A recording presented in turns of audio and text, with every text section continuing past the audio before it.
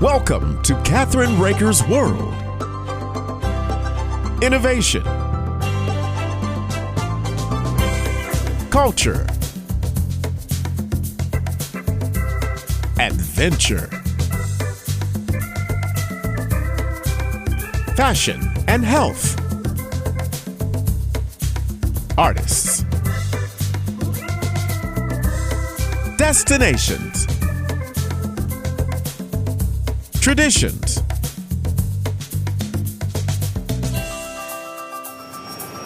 This is Kathryn Raker's World.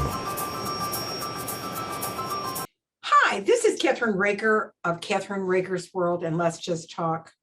Did you know that there's more than one type of lung cancer? 13% of patients actually have an aggressive type of disease called small cell lung cancer, or Sclc. But there is hope. Joining us now are Montessa, a 14-year Sclc survivor and advocate. Along with Montessa is Abizer Gaslightwala, head of the U.S. Hematology and Oncology at Jazz Pharmaceuticals, to share the latest news surrounding this challenging disease. We're going to talk about Montessa's background first.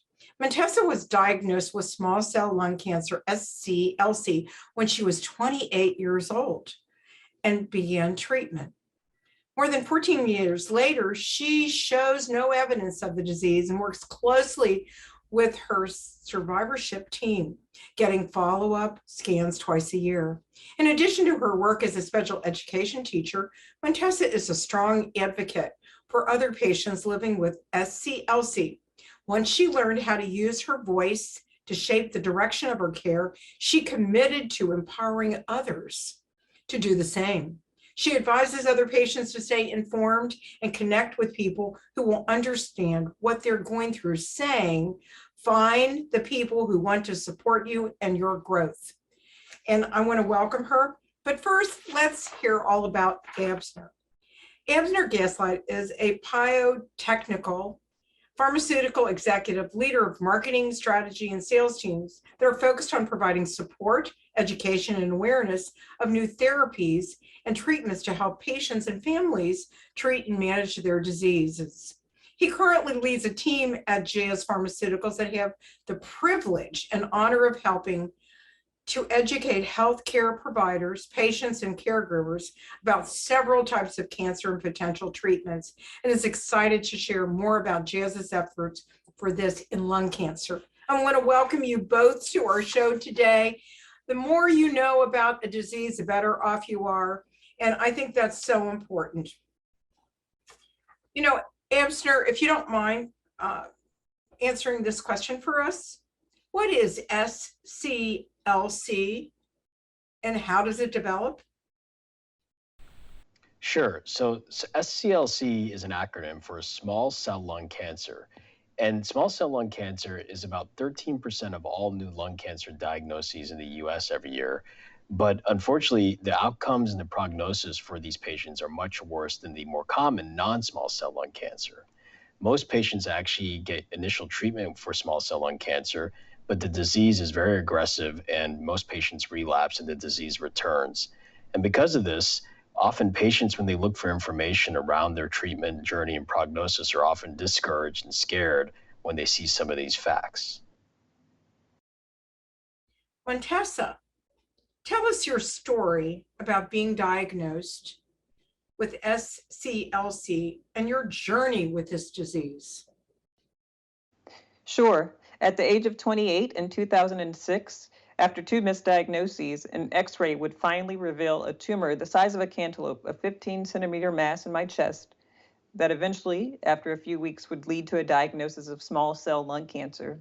At that time, I had no idea the prognosis rates, and I went to Google Doctor, didn't understand the disease until I saw that it was devastating news and prognosis rates were low. The needle hadn't changed much over the course of 30 years at that time.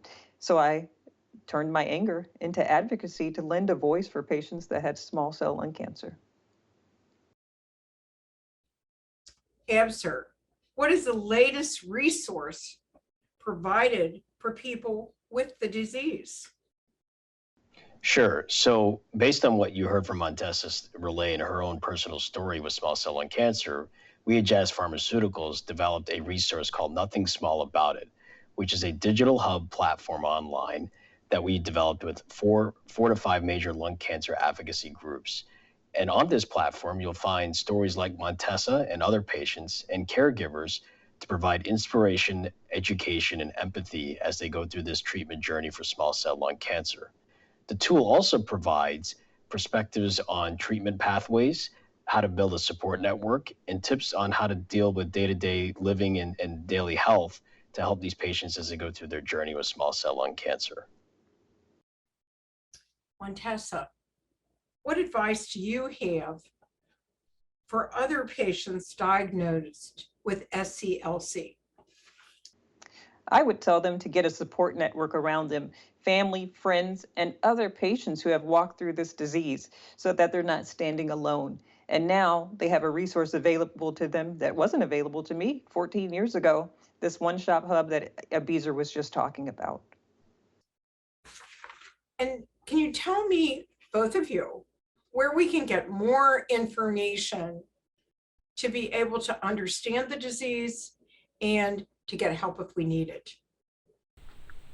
So it's all online. It's www.nothingsmallabout.it, all one long word.com. And thank you for joining us today on Kathryn Raker's World, and Let's Just Talk. Thank you.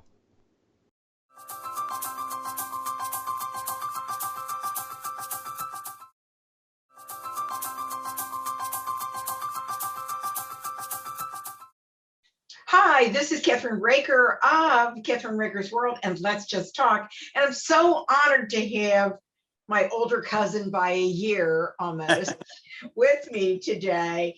And he's not only an author, he is a retired captain of the Navy in nuclear submarines, physics teacher, homeschool teacher, caretaker, you name it, he's done it. And we're talking about this book because it's so interesting.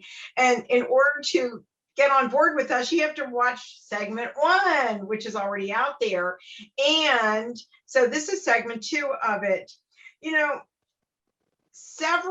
you talked in the last segment of the first show about there are people that were part of our religious background that you interviewed that were associated with religion. Can you tell me about another person that you had, a wonderful, beautiful woman that apparently the nuns didn't apparently like her very much or didn't like kids very much? That's the feeling that I got. And so tell me about some of the other people, if you don't mind. Well, fine. The good news about the lady I was talking about is the nuns, even though they may have been nasty a bit to her, helped her to heal. And within a year and a half, she was back with her family.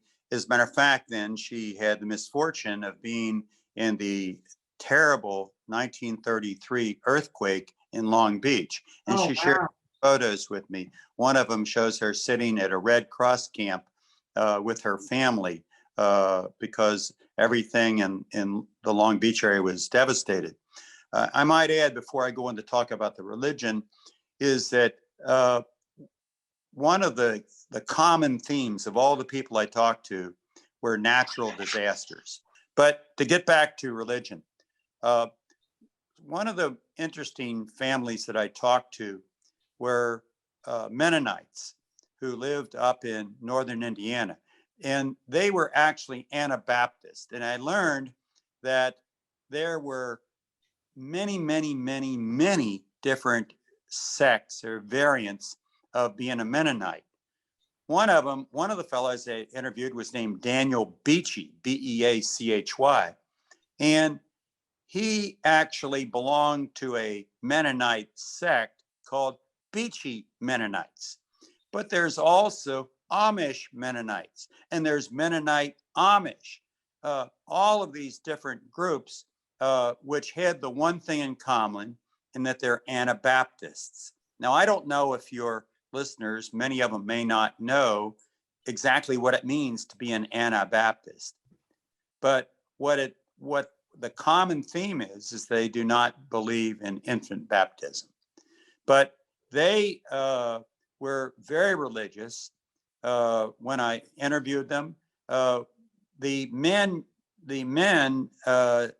all have white beards, but no mustache. They're Why? not allowed to have a mustache. Ah, okay. And they attended church services regularly. They're Christians, and but the depression for them did not particularly make them worse off because they were already pretty bad off. And but so for them, the depression was really, the threat was banks taking away their land. And I have a couple of interesting stories about how two families up there, one was successful in that the bank did not take away their land. They got their money out of the bank just before it crashed the next day. And another one where they did lose everything in one of the bank failures. So it was an interesting perspective. Then when I talked to the Mormons, this was back during the Depression. This husband and wife, they were not married at the time. They went on individual missions the man went to the hills and the mining areas in West Virginia, which he found to be total poverty.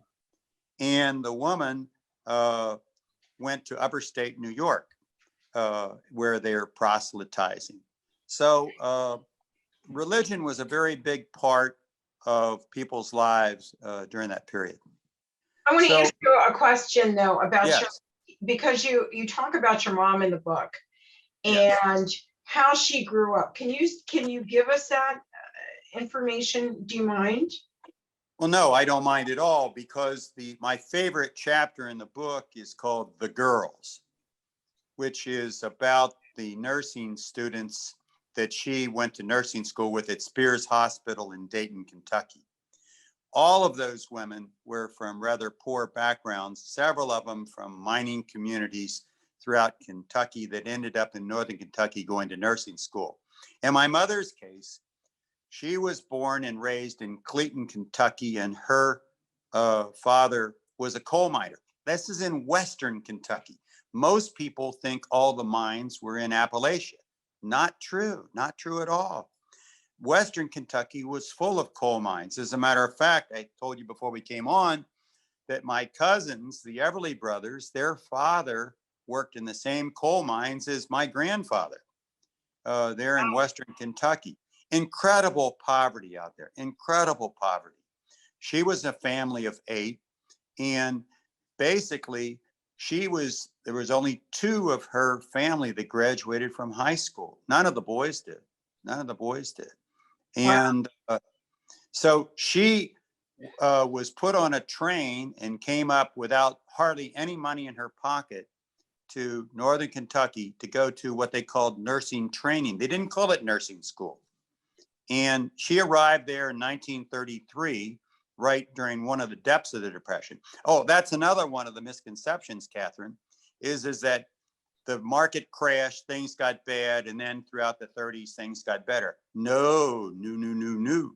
What really happened was there was this whole series of depths, and then they'd come up and rise. So the economy would get better, and then everything would crash again.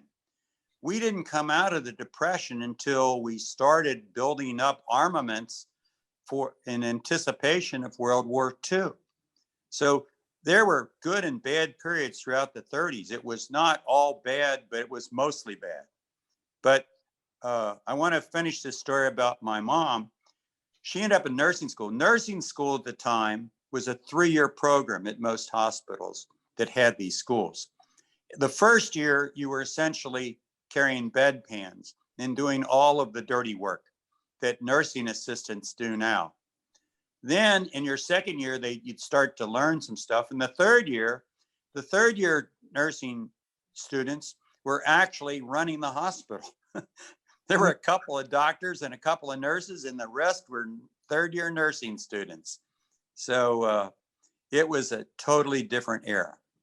Well, let me ask you, because I knew your mother so well, I loved her to death. She was my favorite aunt or aunt. Yes.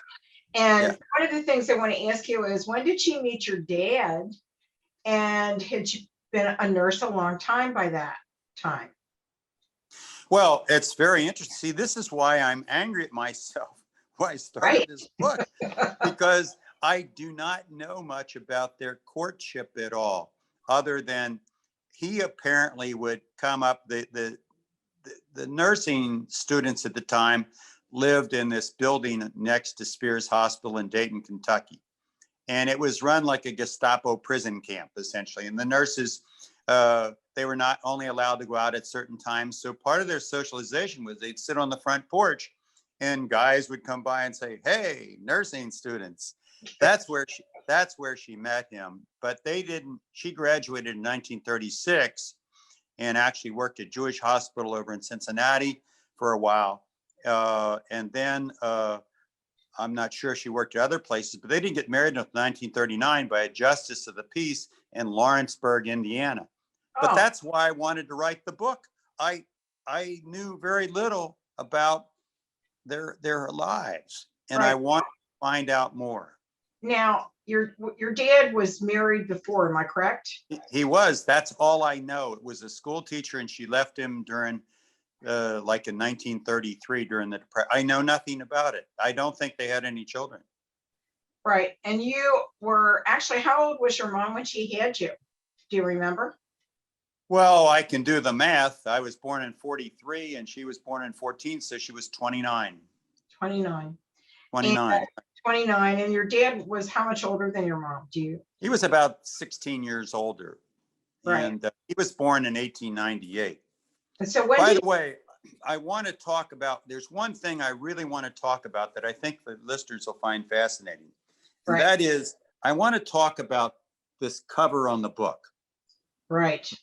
This cover. This is a very, very famous photo. I was drawn to this because of the young girl's eyes. Right. They just stare out and grab you. They absolutely grab you. This is a very, very famous photograph that appears in the Library of Congress. And it was taken in 1936, a sharecropper family in Hale County, Alabama. And when you look at that picture, the artist's name was Walker Evans. If you look at that photograph, you can just feel the poverty that these people were living in. If you look at the legs are really beat up. None of them have any shoes except the grandmother, who has a pair of clodhoppers on. The young boy, I had to Photoshop in the picture. I had to Photoshop his nightshirt because it did not come down to cover up his privates. So, okay. But he and the author, James Agee, wrote a very famous book in 1941 about their experiences there.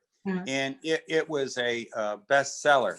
So it was called Now Let Us Praise, or Let Us Now Praise Famous Men. A lot of people have read that book. But that photograph just, I found captivating. Yeah, it is captivating. It is really, it when you look at it, it actually makes you want to read the book, because just looking at the picture, how did you obtain the right to use it for your book?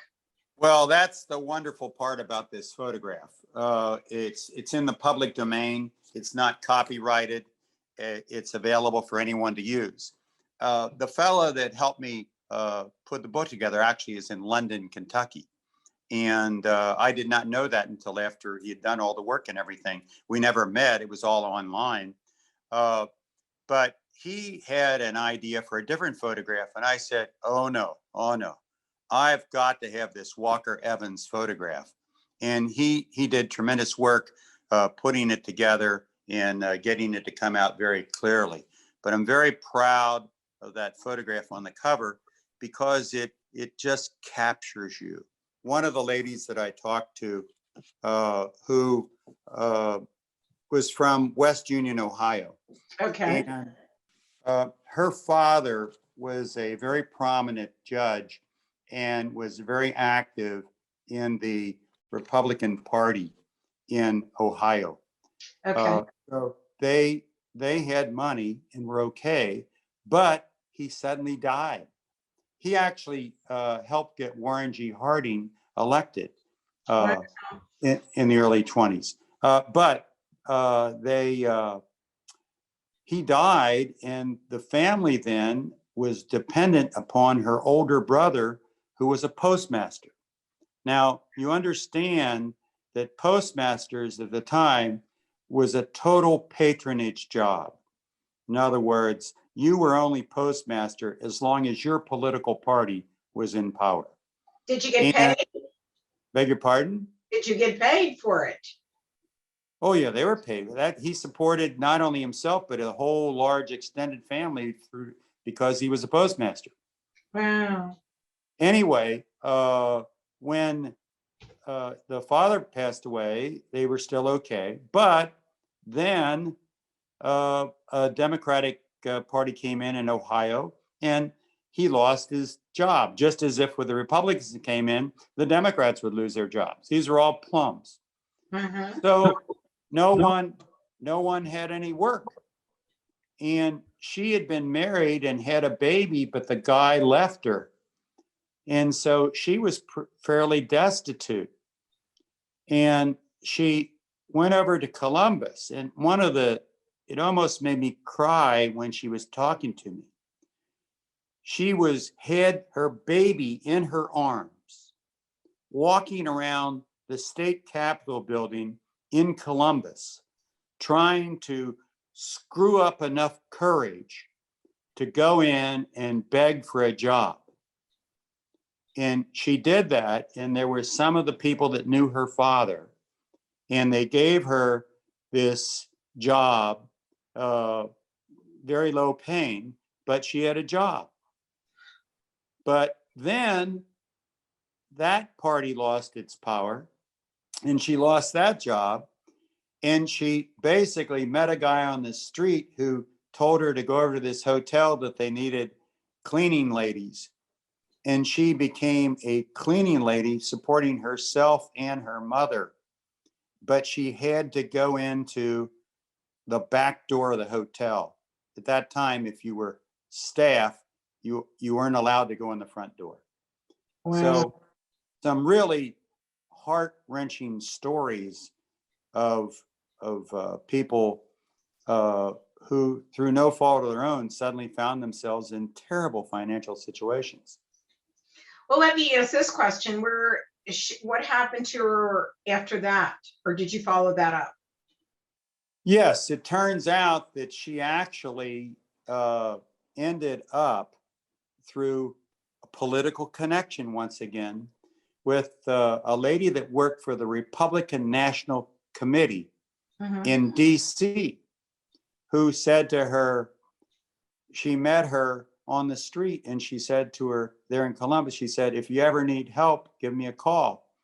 And so she offered her a job up in Washington, DC, and she ended up working for the Republican National Committee up in Washington, DC. And she told me very excitedly how she had met several of these prominent politicians such as Nelson Rockefeller, et cetera, et cetera, et cetera. Oh, wow. But it turned out to be a fairly happy ending ultimately. So let's talk about another misconception about the Great Depression. Well, the public consumption of products fell dramatically during the 20s. For example, automobile sales. You know, you always talk about the roaring 20s. They weren't so roaring. That's true.